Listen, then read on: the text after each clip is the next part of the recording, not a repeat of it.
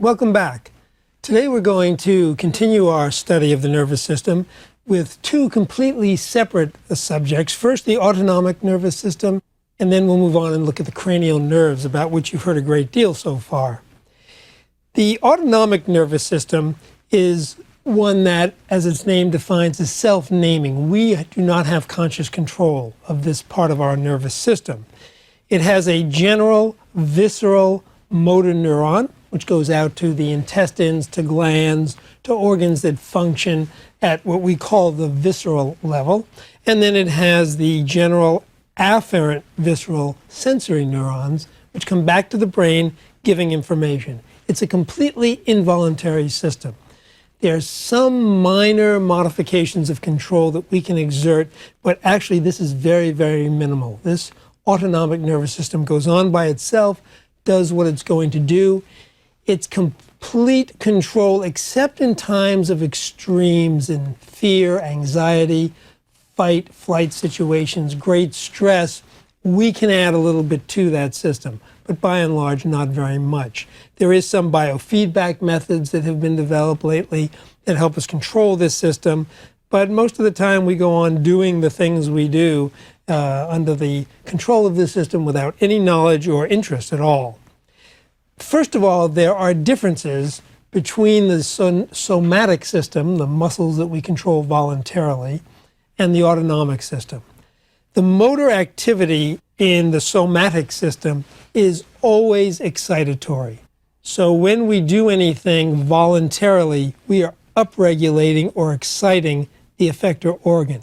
A muscle is at rest, and then we send an impulse that we want to use that muscle, so we excite the muscle to do something. And this is from the message it gets from our conscious brain. The sensory input that we receive is always conscious too. Maybe not highly conscious, but we feel warmth, touch, pain, vibration, and even proprioception, position of our joint in space.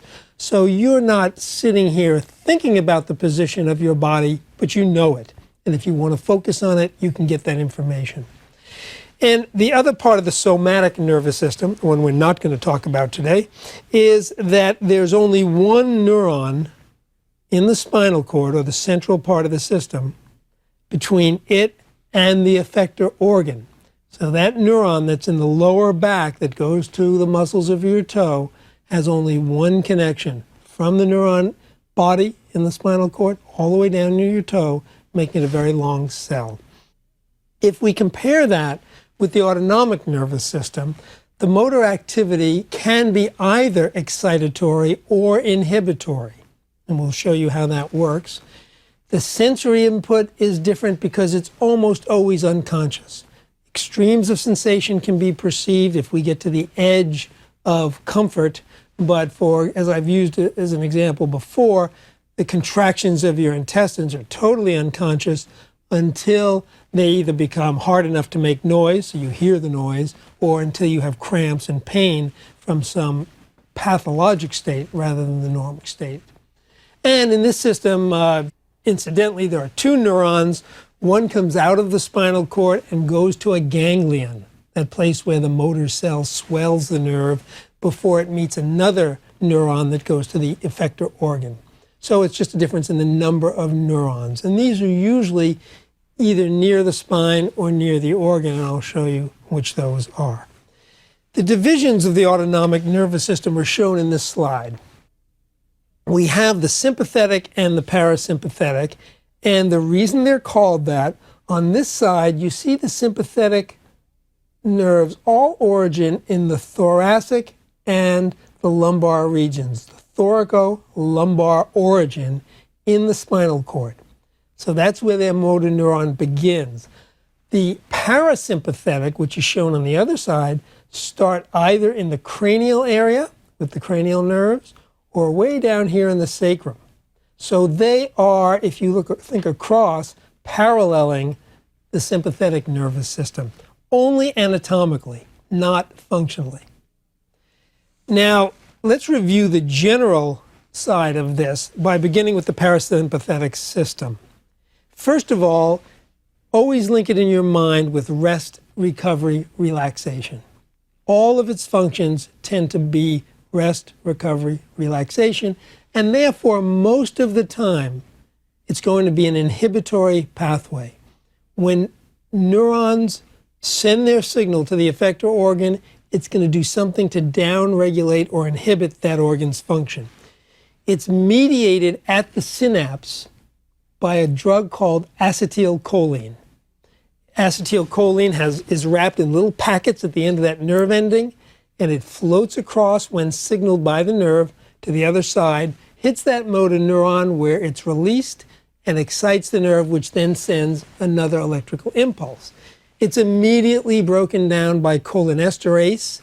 ASE at the end of a word means an enzyme, and cholinesterase breaks it down so you get one signal, one transmission, and it's all over. This is a wonderful safety mechanism. The other thing that's typical of this is that there is very little divergence at the ganglion. So that in this case, one neuron may hit as many as 3 other neurons. That's not very many. It tends to be very carefully focused in where it's going to use the down regulation. So if you look at the slide again, you can see that these nerves coming out and they hit the ganglion here, maybe 1 or 2 branches, 1 or 2 going on the rest of the way. Same thing down here. And they hit the ganglia way out here in the organ itself. This is what I meant when I said that the ganglia are very far away from the parasympathetic system. For example, this one is actually physically very near the eye. These are all very near the effector organ, and down in the sacral area, they're actually right in the effector organ. So you have a long nerve and then a very short one. If you look on the sympathetic side now, we have a different set of circumstances. The sympathetic system is that fight, flight, fright reaction. And this can be inhibitory, but it's almost always excitatory. It upregulates everything. It's not mediated by acetylcholine. It has a different neurotransmitter across that synapse. It's a drug called norepinephrine. Epinephrine and adrenaline are the same chemical. They're just different names, and I tend to use them interchangeably because you're going to hear them used interchangeably. People don't tend to stick with one or the other. Norepinephrine is just a German acronym. It means nitrogen ohne Radikal, which means nitrogen that doesn't have a certain chemical radical attached to it the way adrenaline does. You can forget that now. And the differences are very small. A pharmacologist or physiologist could tell you that the 2 drugs, epinephrine and norepinephrine, have slightly different actions. Just remember that the mediator here is norepinephrine, and it tends to upregulate. As I showed you, it's a thoracolumbar origin in the spine, and there's extreme divergence. These nerves tend to go out at ratios of 1 to 20. So if you look over here, you'll see that what happens is many of these nerves in the sympathetic system can come out here and affect many, many, many different targets further down the line. And when you think about this, this is what we want during an extreme emergency threat on our lives. We want everything upregulated. Now, not only is epinephrine or norepinephrine the neurotransmitter, but some of the fibers of the sympathetic nervous system go out to the adrenal gland itself, where more epinephrine is released into the circulation.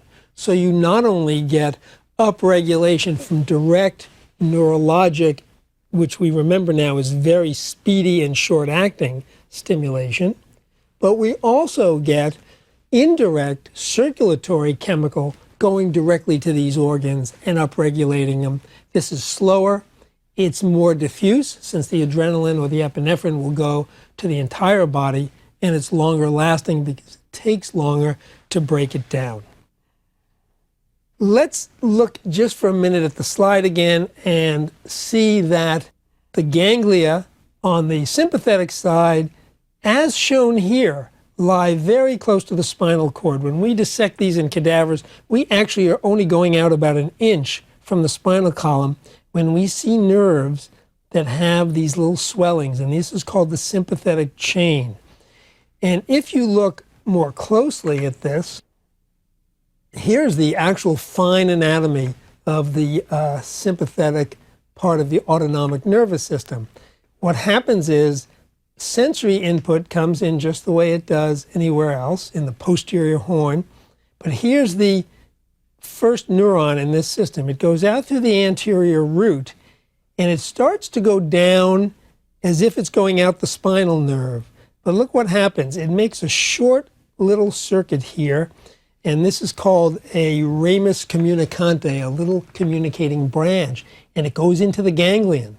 There's that swelling with the nerve body, and then it can go out through its effector nerves to another ganglion that may be near the organ itself, in this case, a piece of intestine. Now, the function of the two systems, as I mentioned before, you could memorize what it does to every organ, but you could really figure it out. If, for example, you look at the pupils of the eye, we want in fight, flight situations to have the maximum amount of light. At night, we do not want to be running through a forest with our pupils constricted. So what does the sympathetic system do? It opens up those pupils right away. Somebody who's frightened, their eyes blow up like that immediately. We have the opposite in the parasympathetic. We want rest, relaxation, and darkness. The pupils close down. If we think about what's the heart going to do? Well, the heart is going to be whipped by the sympathetic system, by adrenaline, by epinephrine. It's going to increase its rate, the force of its contraction, stroke volume. Blood pressure is going to elevate. Distribution to the vessels of the muscles are going to be opened and dilated to give all our skeletal muscles their maximum flow. It's very, very chemical reaction emotionally. One of my professors, who is very educated in physiology, told me that he was sitting in a dentist chair once. And dentists have adrenaline or epinephrine in the xylocaine they give you. And the reason they have a very little bit of adrenaline in there is because xylocaine causes constriction of certain vessels so that it can elevate the blood pressure, and it will help stop bleeding. But in the dentist's case, it keeps the Novocaine or the xylocaine near your tooth longer because there's not as much blood flow. So this professor of mine was in the chair. He got his injection, and some of it accidentally got into a vein, not into the tissues. He got an intravenous injection of xylocaine, which isn't so good to have. But worst of all, he got the adrenaline. He said he went completely crazy. He could feel his heart rate increasing till it was pounding in his chest. His face was flushed. His blood pressure rose. His pulse was pounding in his ears, all of which he expected. But his terror was almost uncontrollable. He said he sat there gripping on to the sides of the armchair so that he wouldn't run out of the room screaming, and it was all he could do. He even said to the dentist, "I'm having an adrenaline reaction, and I'm terrified, and I know it's chemical." And he said no matter how much he told himself it was just chemical because there was no threat, it was all he could do to contain himself. He became almost completely irrational and just was able to at least not knock down the dentist and go running from the office. It's very, very powerful stuff. It's survival at its most basic. And these chemicals in very small numbers of molecules are very, very potent. What else would these systems do when you think about it? Blood glucose, blood sugar levels. What would it do to blood sugar? Well, the sympathetic side is going to raise the blood sugar levels. We need all that energy. The rest and relaxation side, the parasympathetic, is going to depress it. It's going to knock it back into the cells so that it can be used for building blocks to recover and make other chemicals for the body's rebuilding time. Respiratory effort is going to be increased. You're going to start panting, breathing hard, moving as much oxygen. Your bronchial small muscle is going to open up and relax so you can get as much air in your lungs as you can. What do we give to the asthmatic patient? We give him adrenaline. Now, we don't want to speed up his heart. We don't want to make him a little crazy, but we give subcutaneous adrenaline, which will get to the bronchioles and relax them and open them up. If you look at the blood shunting, it's shunted to the liver because it wants to elevate levels of glucose, fat, and other chemicals. It's shunted to the heart, it's shunted to the brain, and it's shunted to the smooth muscle. It is shunted away from the intestines, from the bladder, places you don't want to be dealing with at that time. And the GI tract is effectively slowed down or stopped.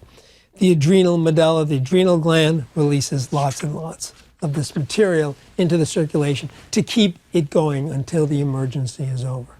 So you look at the parasympathetic side and you can just say the pupils will constrict, shut out the light, heart rate decreases its force of contraction and its rate, glucose levels will fall, and more products will be made to restore the blood.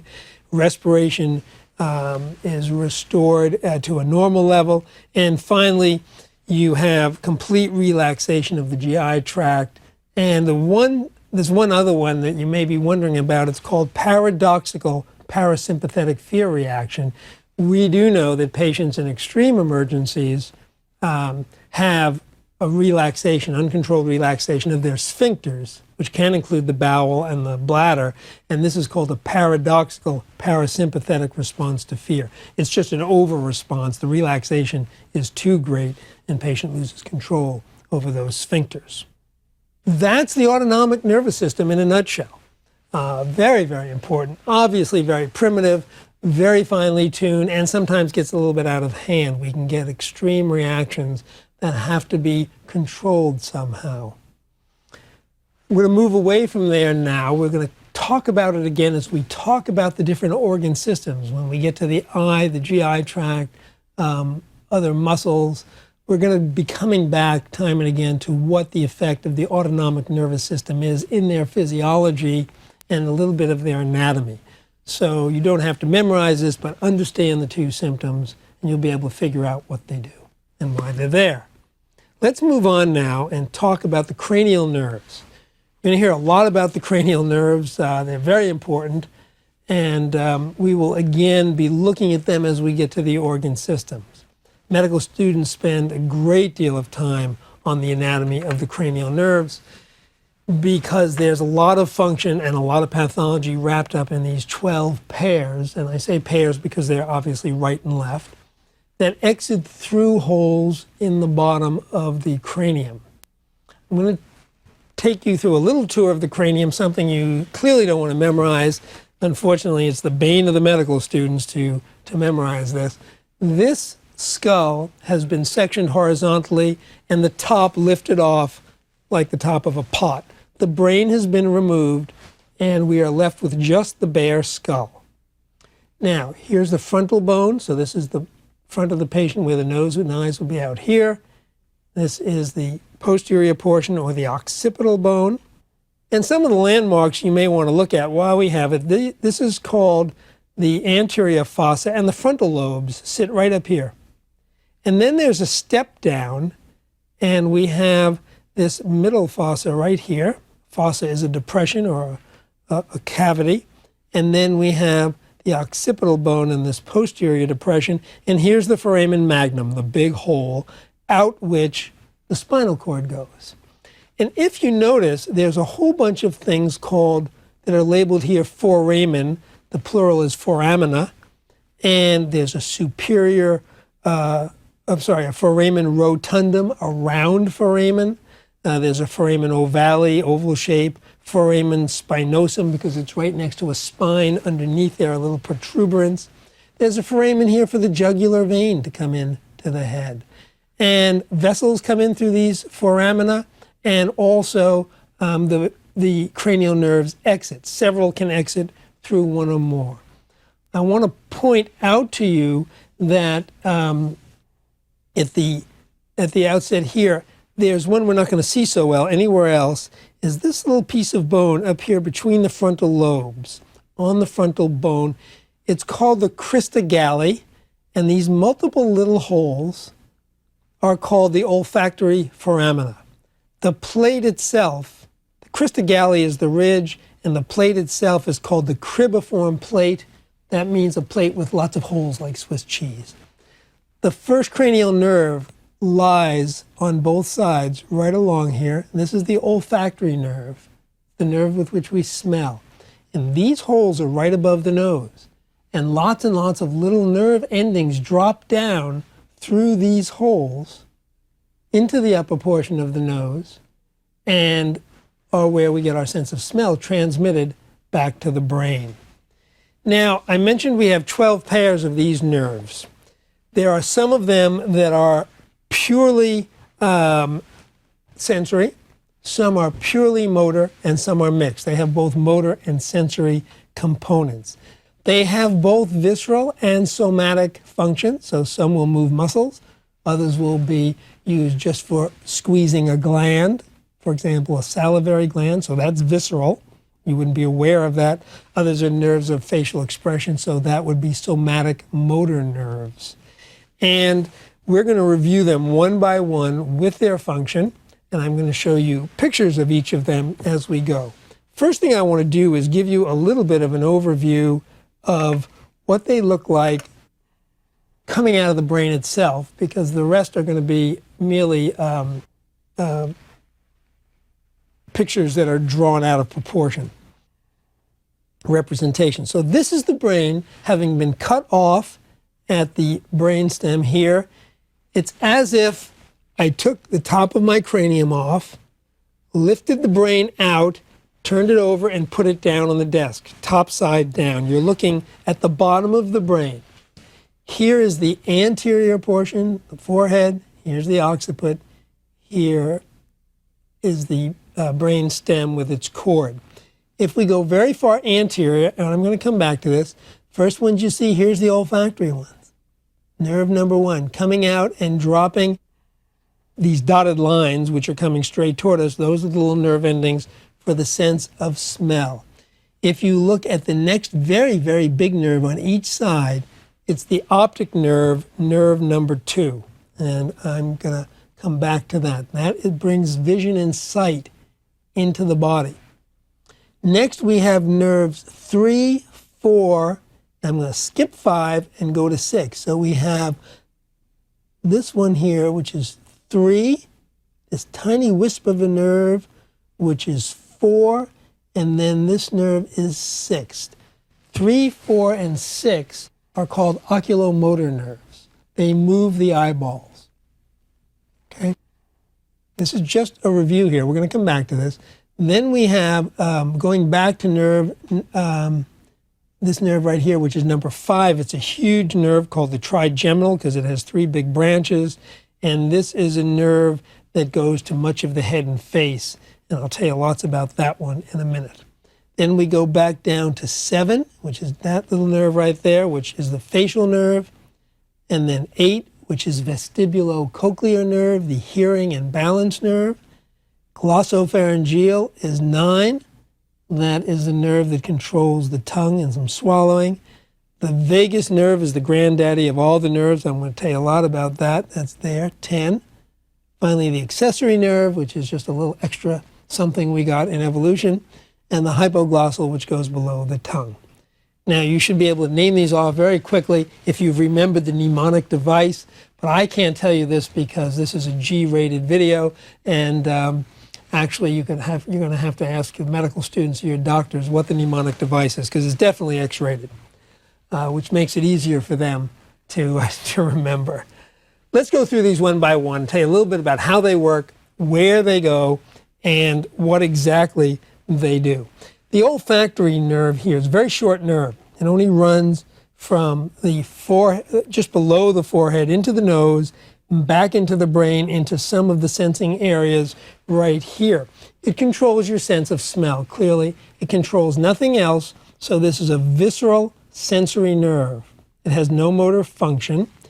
Clinically, it's of some interest. If you happen to be unlucky enough to get hit with a blunt object right across the forehead, there are fractures of the cribriform plate. And if we look at this slide, remembering where things go through, an injury here can fracture this plate and can tear those nerves, and you could lose your sense of smell. That's called anosmia. And loss of sense of smell is actually pretty serious because 30 to some odd percent of your whole sense of taste is involved in your smell. That's why you hold your nose when you swallow something objectionable. And it's disturbing, but certainly not critical. It's an area where you can have some other problems. If you have a fracture in that plate and there's a tear in the dura, you can leak cerebrospinal fluid down through the floor of that plate and into the nose. And we have what's called cerebrospinal fluid, CSF rhinorrhea, which is the same as a runny nose. This is serious because the nose is very dirty. The nose has lots of bacteria. I mentioned to you earlier that human tissues don't have bacteria. They're sterile, and that's true. But the surface of our tissues do. I was talking about internal tissues.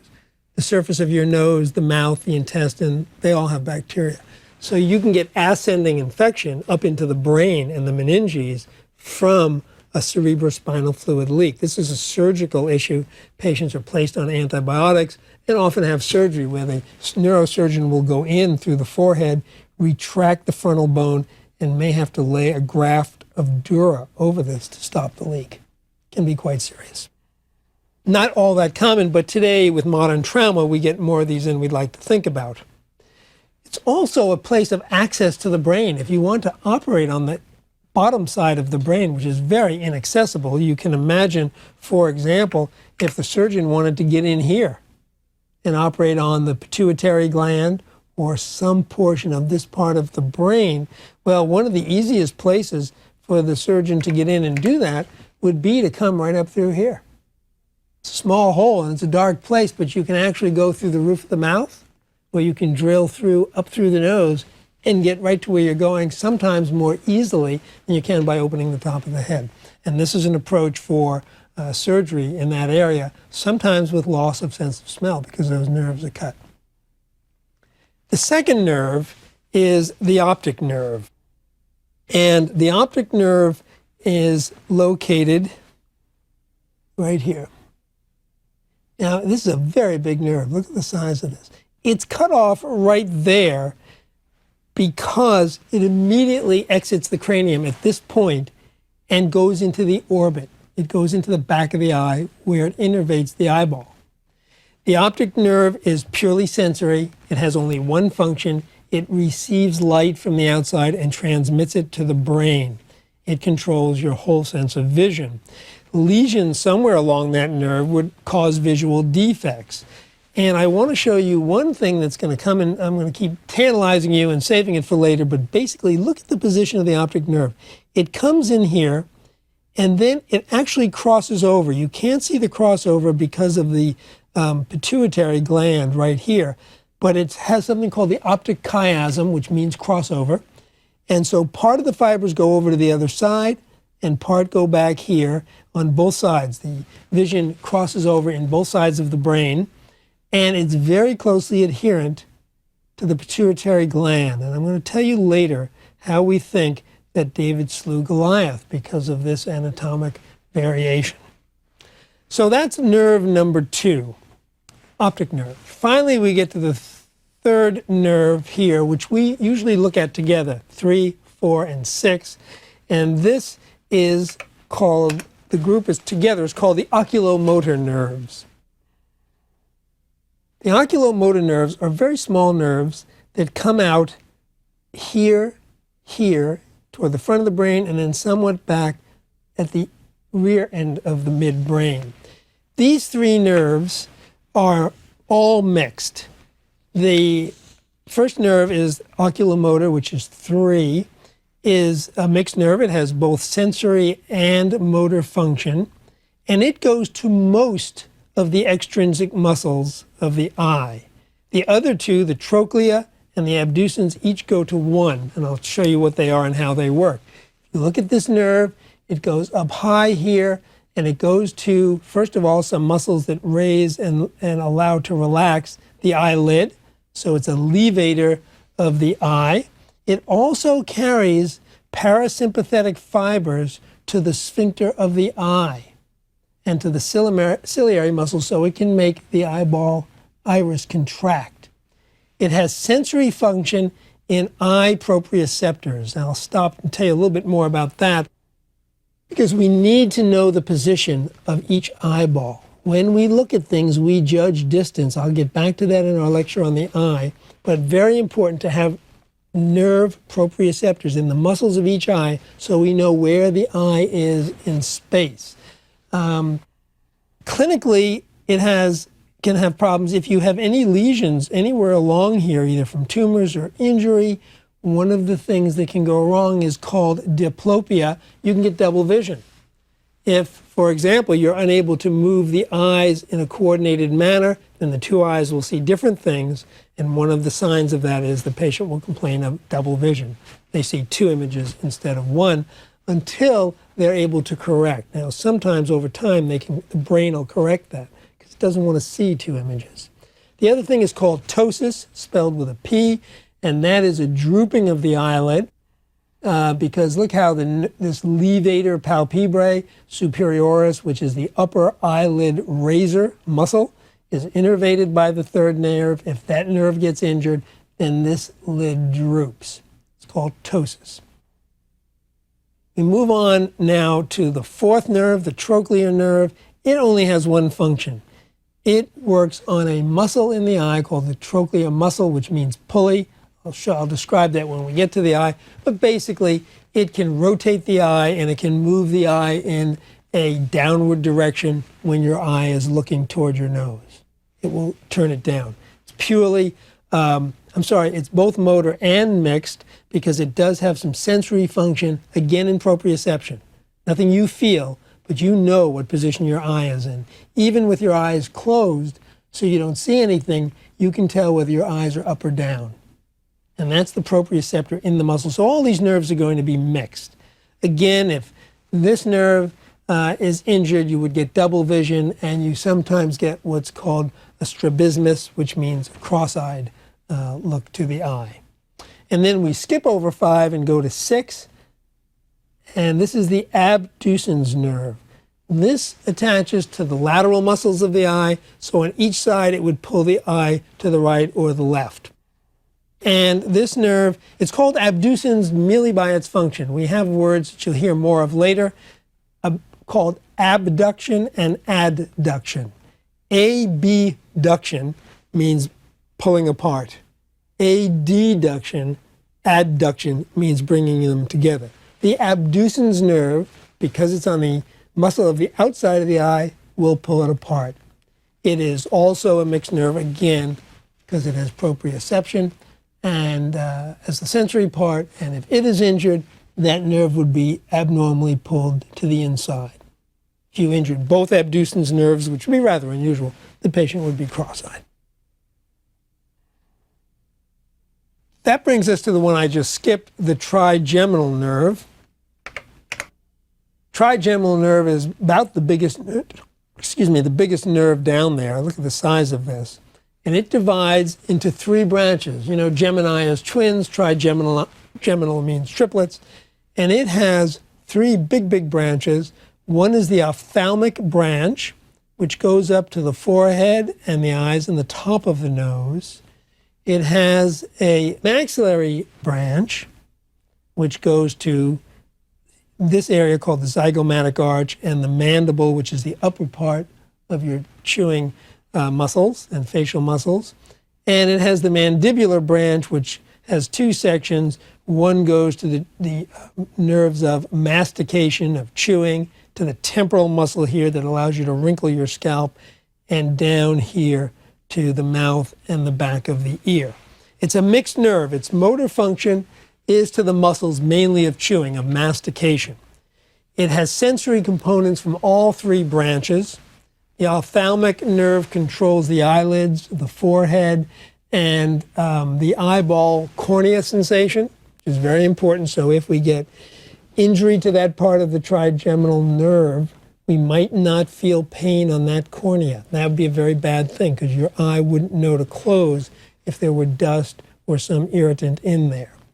It also gives motor function to the lacrimal glands, which are in the upper outer portion of your eyes and are constantly bringing tears across the eye, washing it in micro increments per day. Only a cc, 1 milliliter per day, but it's constantly washing your eye with tears to keep it moist. It gets sensory input from the skin of the nose, from the anterior scalp, and the forehead. Very, very big nerve. The maxillary portion of this nerve, which comes out to the name for the maxillary bone, controls the inside of the nose, the palate, the upper teeth, the upper lip, and parts of the lower eyelids. And then finally, the mandibular nerve here, which goes down to the lower portion of the face, controls sensation from the anterior, 2/3 of the tongue. I'm sorry, it controls motor function of the anterior 2/3 of the tongue. It controls sensation from the lower teeth, the cheek, and the side of the head. Now, some of the things that would be quite obvious, if you had an injury to that nerve, you might have paralysis of your chewing muscles. But there's something else which is a rather interesting disease called tic douloureux. Tic douloureux is French, meaning a painful tick.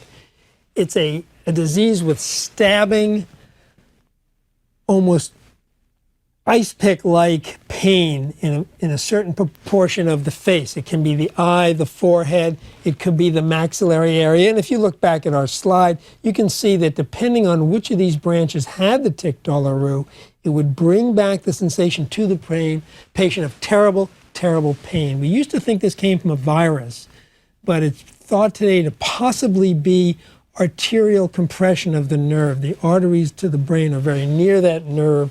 And these patients will be perfectly fine and then all of a sudden grab their face, howl in pain, and actually have pain so severe that it's not even treatable with heavy doses of morphine. There are now anti-inflammatory and other chemicals that treat this. In earlier days, it was treated by cutting the nerve. And if you cut the ophthalmic branch, of course, then that patient would have to be very careful to wear a patch or tight glasses over the eyes so the cornea sensation, which is lost in that operation, would be protected. Very, very disturbing disease, one which fortunately is not that common. We'll now skip the abducens nerve and go to the facial nerve. We've already talked about 6, the abducens. The facial nerve is nerve number 7.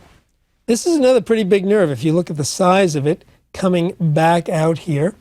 And it goes to the face here. This is its motor component. It branches, this is a mixed nerve, it branches back here just after it exits the skull. It comes out just out of the skull behind the ear, and it branches to 5 places. It goes up here to the forehead. It has a zygomatic branch around the eye. It has a branch that goes here, and then one that goes to the neck, and one that dips down into the neck and goes to the lower corner of the mouth. This is the nerve that gives us control of our muscles of facial expression. This is what gives us our human face. No other animal has quite the fine tuning that we have in expressing emotion through our face. It also carries the parasympathetic fibers to the lacrimal ducts, to the glands under the tongue, submandibular and lingual glands, as well as glands in the nose, so that we can release, this is the autonomic side of this, we can release saliva and lubrication into those organs. It also controls taste from the anterior 2/3 of the tongue. Remember I said the last nerve gave motor function. This controls taste, and it gives you face and scalp proprioception, so you know exactly where the position of those facial muscles are. You know whether you're smiling or you're frowning. Clinically, Bell's palsy is one of the more interesting aspects of this nerve, and it's really the nightmare for surgeons. Bell's palsy is a paralysis of the facial nerve and its muscles, usually half the face. It can occur from viral illnesses, and it's very deforming. The patient who then tries to smile, if he has a Bell's palsy on this side, will actually have a grimace because the mouth will pull over. This side is paralyzed. Very, very deforming. The other side of it is that surgeons get involved in this because this nerve comes out in the middle of the parotid gland. It's almost as if nature wanted to test the surgeon or get him crazy, because if you look back here, The nerve comes out behind the ear where it's very hard to find and comes out onto the face, and the parotid gland, which is a big salivary gland that fills up almost the whole side of your cheek, is like two halves of a yo-yo. It has a deep and superficial lobe, and these nerves go right between the middle of them. It doesn't go on top or the bottom. It's the same color as the gland, and there's no nice plane. It just buries its way through. We not uncommonly have to take out the parotid gland because it's prone to get tumors, both benign and malignant. And we have to take off that lobe and save the nerve on the way through. Now, the nerve is very hard to find. We use electrostimulators. I can tell you that as a surgeon, your blood pressure and pulse are up for the whole operation because you have to tiptoe your way along so that you won't cut this nerve, the fear of which is if you do cut it, you're going to have a patient with a Bell's palsy. You may be able to repair that Bell's palsy with a nerve graft, but as I've told you, that often doesn't work.